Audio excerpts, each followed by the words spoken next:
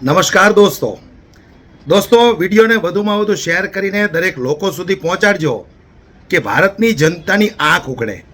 જ્યારે ભારત ઉપર સંકટ આવે છે ત્યારે આમ નાગરિક આમ જનતાને જ આ સંકટનો સામનો કેમ કરવાનો, નેતાઓ મંત્રીઓ સંત્રીઓને કેમ નહીં, તો એના વિશે મારે થોડી વાત કરવી છે.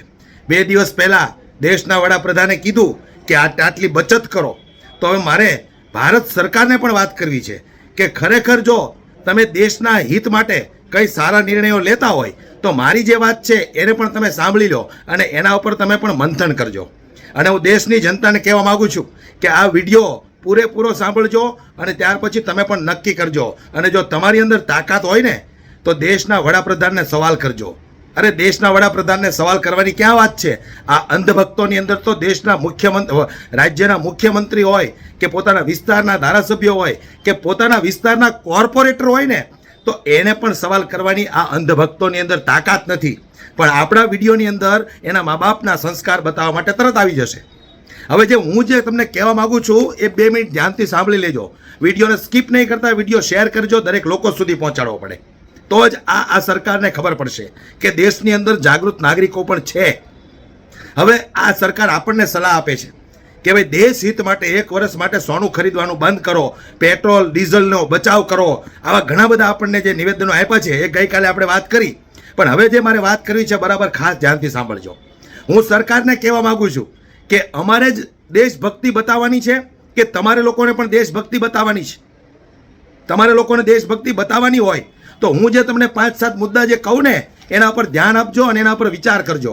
અને ત્યાર પછી આપણે જોઈએ છીએ કયો નેતા દેશભક્તિ બતાવવા માટે મેદાનમાં ઉતરે છે.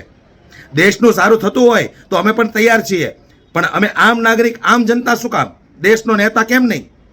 તો સૌથી પહેલો મારો મુદ્દો છે કે સરકારી ઉત્સવ કોઈ પણ પાર્ટીના, ખાલી એક જ પાર્ટીની વાત નથી કરતો, સરકારી ઉત્સવ ઉપર 1 વર્ષ માટે રોક લગાવી દેવી જોઈએ.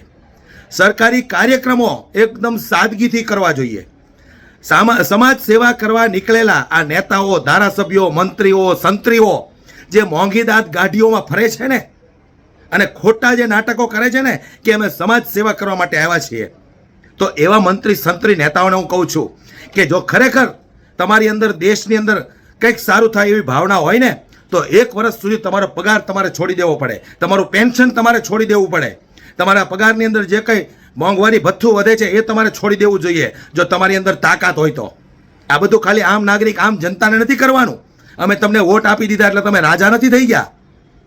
બીજી મારી વાત છે કે રેલીઓમાં જે તાઇફાઓ કરવામાં આવે છે એ તાઇફાઓ તમામ બંધ થવા જોઈએ. હજારો તમે બસ મૂકો છો, પેટ્રોલ ડીઝલના ધુમાડા કરો છો, એક બસની અંદર 5-5 7-7 માણસો હોય, તમને લોકોને શરમ આવે છે કે નહીં?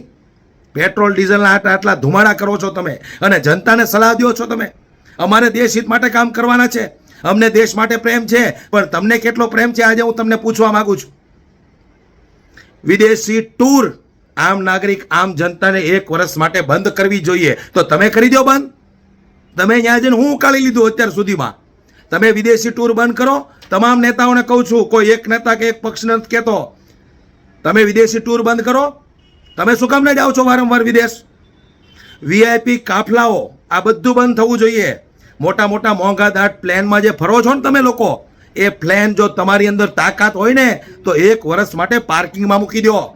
બધું આમ જનતા આમ નાગરિકને નથી કરવાનું. ટેક્સ ભરે, વેરા ભરે, દંડ ભરે, આ બધું આમ નાગરિકને કરવાનું. તમારે કંઈ નહીં કરવાનું, ખાલી જલસા કરવાના, રેલીઓમાં તાઇફાઓ કરવાના, બેફામ જનતાના પૈસા ઉડાડવાના. એટલે હું દેશની જનતાને કહેવા માગું છું કે જાગૃત બનજો. આપણને દેશ પ્રત્યે પ્રેમ છે, પણ એકલો પ્રેમ અમારે સાબિત નથી કરવાનો. આ નેતાઓની અંદર જો તાકાત હોય ને તો આ બધું આજથી બંધ કરે અને ત્યાર પછી ગામને સલાહ દેવા નીકળે. અમે વિરોધ નથી કરતા, અમે તમને સમર્થન આપીએ, પણ તમારી અંદર પણ તાકાત હોવી જોઈએ કે દેશ હિત માટે તમે આટલી કુરબાની આપવા માટે તૈયાર છો તો જ વાત કરજો. અને હું આજે વટથી બોલું છું, સવાલ કરું છું. તમારી અંદર જો તાકાત હોય ને તો તમે પણ તમારી આસપાસમાં જે રહેતા હોય ને એને કહેજો કે તું સાચો દેશભક્ત હોય ને તો આ બધું 1 વર્ષ માટે બંધ કરી દે. એ નહીં કરે, ખાલી જનતાને જ પીસાવાનું છે એટલું યાદ રાખજો. વિડીયોને વધુમાં વધુ શેર કરી દરેક લોકો સુધી આ વિડીયો પહોંચાડજો. જો આટલી તાકાત તમારામાં હોય ને તો વિડીયોને શેર તો જરૂર કરજો. બાકી તમે કોઈ બોલી તો નહીં શકો, એ તો મનેય ખબર છે.